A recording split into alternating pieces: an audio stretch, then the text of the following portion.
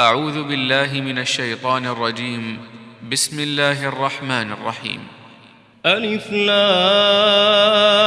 را، تلك آيات الكتاب المبين. إنا أنزلناه قرآنا عربيا لعلكم تعقلون. نحن نقص عليك أحسن القصص بما أوحينا إليك هذا القرآن وإن كنت من قبله لمن الغافلين. إذ قال يوسف لأبيه يا أبت إني رأيت 11 كوكبا والشمس والقمر رأيتهم لي ساجدين. قال يا بني لا تقصص رؤياك على إخوتك فيكيدوا لك كيدا إن الشيطان للإنسان عدو مبين. وكذلك يجتبيك ربك ويعلمك من تأويل الأحاديث ويتم نعمته عليك وعلى آل يعقوب كما أتمها على أبويك من قبل إبراهيم وإسحاق إن ربك عليم حكيم. لقد كان في يوسف وإخوته آيات للسائلين إذ قالوا ليوسف وأخوه أحب إلى أبينا منا ونحن عصبة إن أبانا لفي ضلال مبين. اقتلوا يوسف أو اطرحوه أرضا يخل لكم وجه أبيكم وتكونوا من بعده قوما صالحين. قال قائل منهم لا تقتلوا يوسف وألقوه في غيابة الجب يلتقطه بعض السيارة إن كنتم فاعلين. قالوا يا أبانا ما لك لا تأمنا على يوسف وإنا له لناصحون. أرسله معنا غدا يرتع ويلعب وإنا له لحافظون. قال إني ليحزنني أن تذهبوا به وأخاف أن يأكله الذئب وأنتم عنه غافلون. قالوا لئن أكله الذئب ونحن عصبة إنا إذا لخاسرون. فلما ذهبوا به وأجمعوا أن يجعلوه في غيابة الجب وأوحينا إليه لتنبئنهم بأمرهم هذا وهم لا يشعرون. وجاءوا أباهم عشاء يبكون. قالوا يا أبانا إنا ذهبنا نستبق وتركنا يوسف عند متاعنا فأكله الذئب وما أنت بمؤمن لنا ولو كنا صادقين. وجاءوا على قميصه بدم كذب قال بل سولت لكم أنفسكم أمرا فصبر جميل والله المستعان على ما تصفون. وجاء جاءت سيارة فأرسلوا واردهم فأدلى دلوه قال يا بشرى هذا غلام وأسروه بضاعة والله عليم بما يعملون وشروه بثمن بخس دراهم معدودة وكانوا فيه من الزاهدين.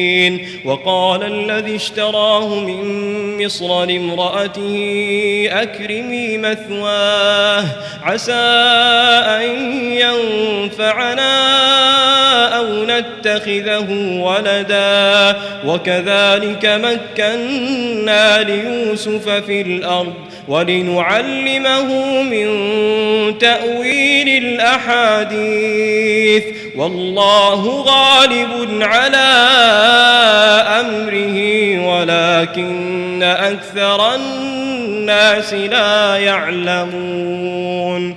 ولما بلغ أشده آتيناه حكما وعلما وكذلك نجزي المحسنين. وراودته التي هو في بيتها عن نفسه وغلقت الأبواب وقالت هيت لك قال معاذ الله إنه ربي أحسن مثواي إنه لا يفلح الظالمون. ولقد همت به وهم بها لولا أن رأى برهان ربه كذلك لنصرف عنه السوء والفحشاء إنه من عبادنا المخلصين. واستبق الباب وقدت قميصه من دبر وألف يا سيدها لدى الباب قالت ما جزاء من أراد بأهلك سوءا إلا أن يسجن أو عذاب أليم. قال هي راودتني عن نفسي وشهد شاهد من أهلها إن كان قميصه قد من قبل فصدقت وهو من الكاذبين وإن كان قميصه قد من دبر فكذبت وهو من الصادقين. فلما رأى قميصه قد من دبر قال إنه من كيدكن إن كيدكن عظيم. يوسف أعرض عن هذا واستغفري لذنبك إنك كنت من الخاطئين. وقال نسوة في المدينة امرأة العزيز تراود فتاها عن نفسه قد شغفها حبا إنا لنراها في ضلال مبين. فلما سمعت بمكرهن أرسلت إليهن وأعتدت لهن متكئا وآتت كل واحدة منهن سكينا وقالت اخرج عليهن. فلما رأينه أكبرنه وقطعن أيديهن وقلن حاش لله ما هذا بشرا إن هذا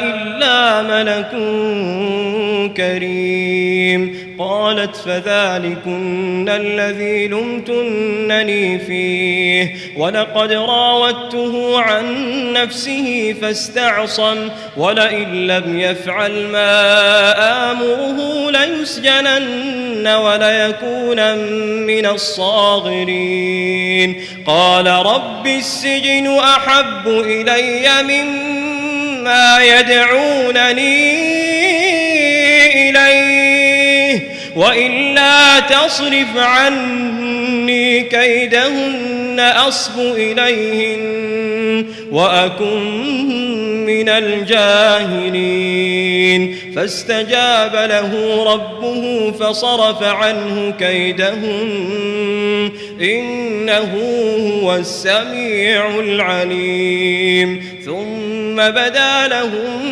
من بعد ما رأوا الآيات ليسجننه حتى حين ودخل معه السجن فتيان قال أحدهما إني أراني أعصر خمرا وقال الآخر إني أراني أحمل فوق رأسي خبزا تأكل الطير منه نبئنا بتأويله إنا نراك من المحسنين قال لا يأتيكما طعام ترزقانه إلا نبأتكما بتأويله قبل أن يأتيكما ذلكما مما علمني ربي إني تركت ملة قوم لا يؤمنون بالله وهم بالآخرة هم كافرون واتبعت ملة آبائي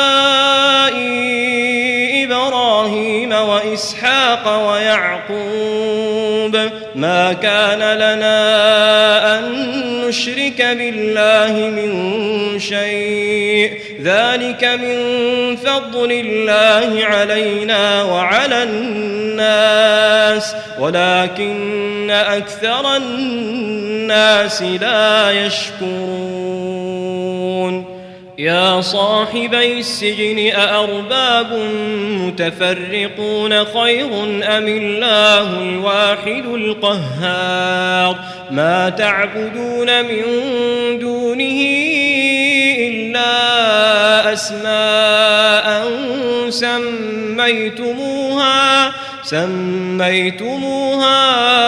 أنتم وآباؤكم ما أنزل الله بها من سلطان إن الحكم إلا لله أمر ألا تعبدوا إلا إياه ذلك الدين القيم ولكن أكثر الناس لا يعلمون يا صاحبي السجن أما أحدكما فيسقي ربه خمرا وأما الآخر فيصلب فتأكل الطير من رأسه قضي الأمر الذي فيه تستفتيان وقال للذي ظن أنه ناج منهما اذكرني عند ربك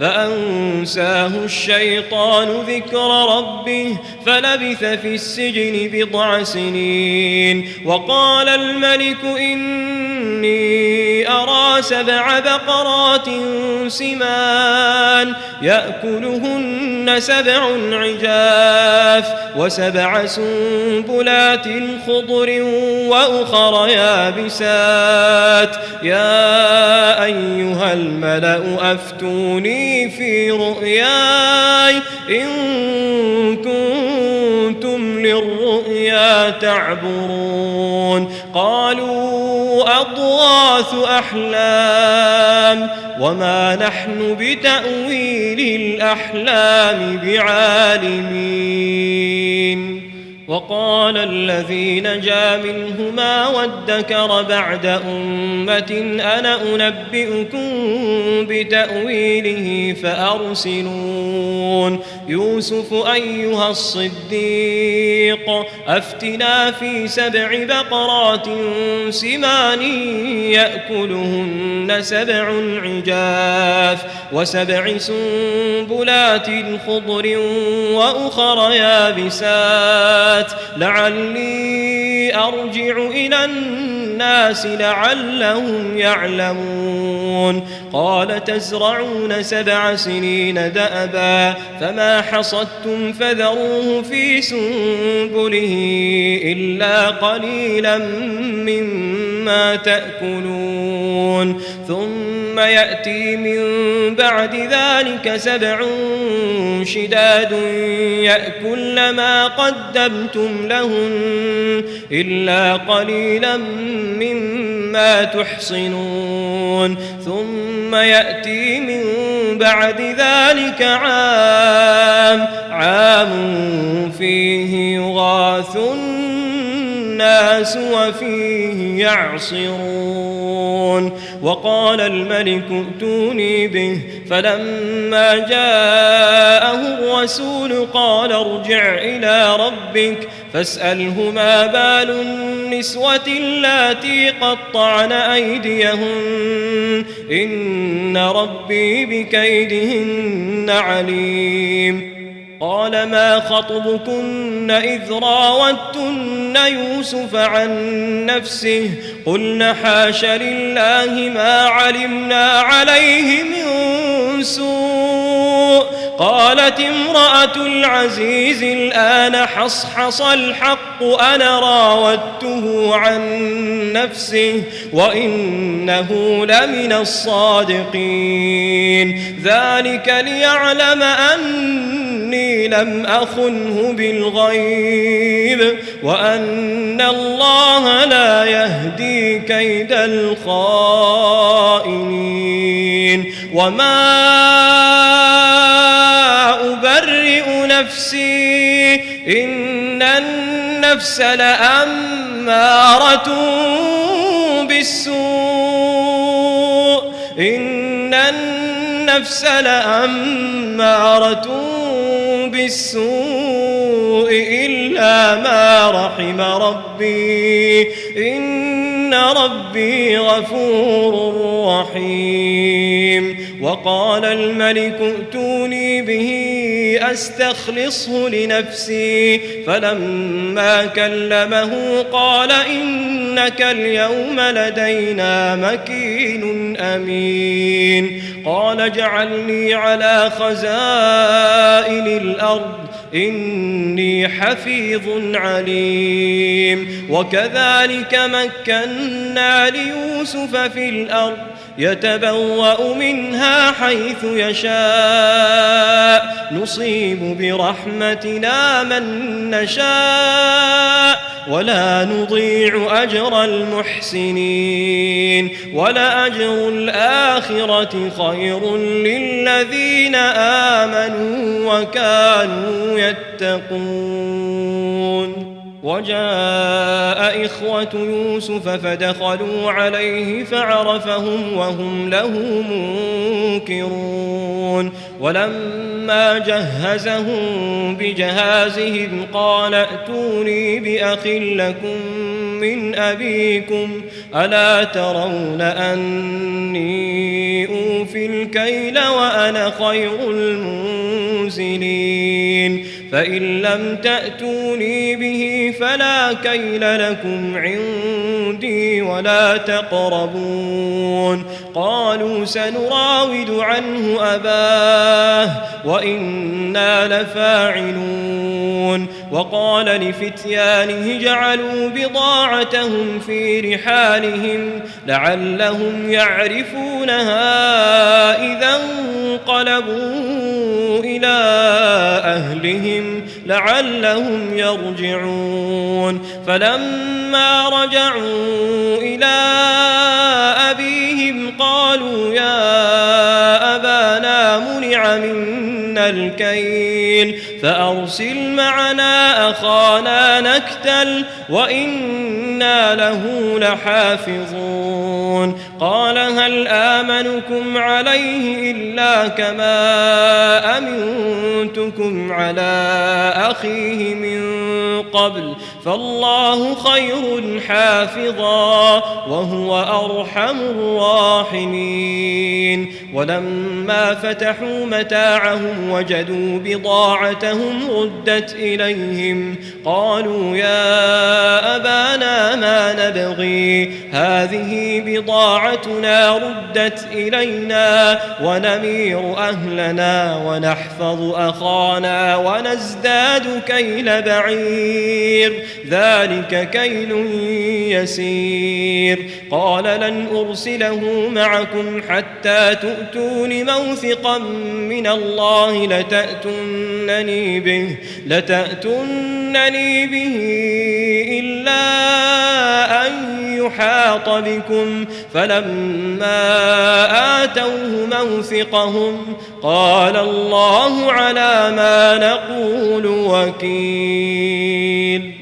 وقال يا بني لا تدخلوا من باب واحد وادخلوا من أبواب متفرقة وما أغني عنكم من الله من شيء إن الحكم إلا لله عليه توكلت وعليه فليتوكل المتوكلون. ولما دخلوا من حيث أمرهم أبوهم ما كان يغني عنهم من الله من شيء إلا حاجة في نفس يعقوب قضاها وإنه لذو علم لما علمناه ولكن أكثر الناس لا يعلمون.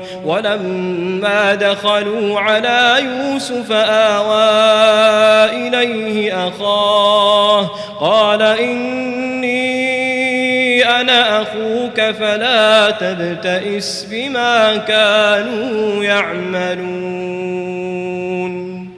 فلما جهزهم بجهازهم جعل السقاية في رحل أخيه ثم أذن مؤذن أيتها العير إنكم لسارقون. قالوا وأقبلوا عليهم ماذا تفقدون قالوا نفقد صواع الملك ولمن جاء به حمل بعير وأنا به زعيم. قالوا تالله لقد علمتم ما جئنا لنفسد في الأرض وما كنا سارقين. قالوا فما جزاؤه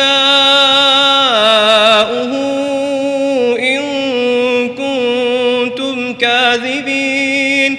قالوا جزاؤه من وجد في رحله فهو جزاؤه كذلك نجزي الظالمين. فبدأ بأوعيتهم قبل وعاء أخيه ثم استخرجها من وعاء أخيه كذلك كدنا ليوسف ما كان ليأخذ أخاه في دين الملك إلا أن يشاء الله نرفع درجات من نشاء وفوق كل ذي علم عليم. قالوا إن يسرق فقد سرق أخ له من قبل فأسرها يوسف في نفسه ولم يبدها لهم. قال أنتم شر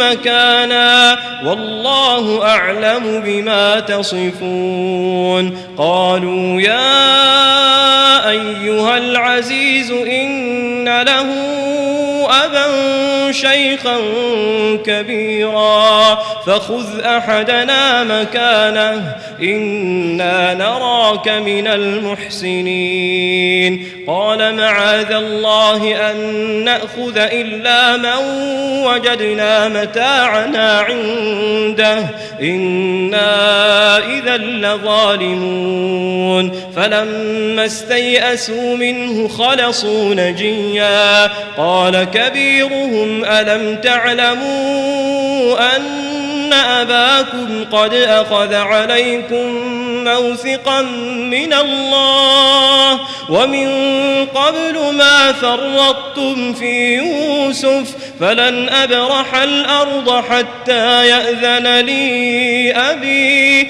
أو يحكم الله لي وهو خير الحاكمين ارجعوا إلى أبيكم فقولوا يا أبانا إن ابنك سرق وما شهدنا إلا بما علمنا وما كنا للغيب حافظين واسأل القرية التي كنا فيها والعير التي أقبلنا فيها وإنا لصادقون قال بل سولت لكم أنفسكم أمرا فصبر جميل عسى الله أن يأتيني بهم جميعا إنه هو العليم الحكيم وتولى عنهم وقال يا أسفا على يوسف وابيضت عيناه من الحزن فهو كظيم قالوا تالله تفتأ تذكر يوسف حتى تكون حرضا أو تكون من الهالكين قال إنما أشكو بثي وحزني إلى الله وأعلم من الله ما لا تعلمون يا بني يذهبوا فتحسسوا من يوسف وأخيه ولا تيأسوا من روح الله إنه لا ييأس من روح الله إلا القوم الكافرون فلما دخلوا عليه قالوا يا أيها العزيز مسنا وأهلنا الضر وجئنا ببضاعة مزجاة فأوف لنا الكيل وتصدق علينا إن الله يجزي المتصدقين قال هل علمتم ما فعلتم بيوسف وأخيه إذ أنتم جاهلون قالوا أئنك لأنت يوسف قال أنا يوسف وهذا أخي قد من الله علينا إنه من يتق ويصبر فإن الله لا يضيع أجر المحسنين قالوا تالله لقد آثرك الله علينا وإن كنا لخاطئين قال لا تثريب عليكم اليوم يغفر الله لكم وهو أرحم الراحمين اذهبوا بقميصي هذا فألقوه على وجه أبي يأت بصيرا وأتوني بأهلكم أجمعين ولما فصلت العير قال أبوهم إني لأجد ريح يوسف لولا أن تفندون قالوا تالله إنك لفي ضلالك القديم فلما أن جاء البشير ألقاه على وجهه فارتد بصيرا قال ألم أقل لكم إني أعلم من الله ما لا تعلمون قالوا يا أبانا استغفر لنا ذنوبنا إنا كنا خاطئين قال سوف أستغفر لكم ربي إنه هو الغفور الرحيم. فلما دخلوا على يوسف آوى إليه أبويه وقال ادخلوا مصر إن شاء الله آمنين. ورفع أبويه على العرش وخروا له سجدا وقال يا أبت هذا تأويل رؤياي من قبل قد جعلها ربي حقا وقد أحسن بي إذ أخرجني من السجن وجاء بكم من البدو من بعد أن نزغ الشيطان بيني وبين إخوتي إن ربي لطيف لما يشاء إنه هو العليم الحكيم. رب قد آتيتني من الملك وعلمتني من تأويل الأحاديث فاطر السماوات والأرض أنت ولي في الدنيا والآخرة توفني مسلما وألحقني بالصالحين. ذلك من أنباء الغيب نوحيه إليك وما كنت لديهم إذ أجمعوا أمرهم وهم يمكرون. وما أكثر الناس ولو حرصت بمؤمنين وما تسألهم عليه من أجر إن هو إلا ذكر للعالمين. وكأي من آية في السماوات والأرض يمرون عليها وهم عنها معرضون وما يؤمن أكثرهم بالله إلا وهم مشركون. أفأمنوا أن تأتيهم غاشية من عذاب الله أو تأتيهم الساعة بغتة وهم لا يشعرون. قل هذه سبيلي أدعو إلى الله على بصيرة أنا ومن اتبعني وسبحان الله وما أنا من المشركين. وما أرسلنا من قبلك إلا رجالا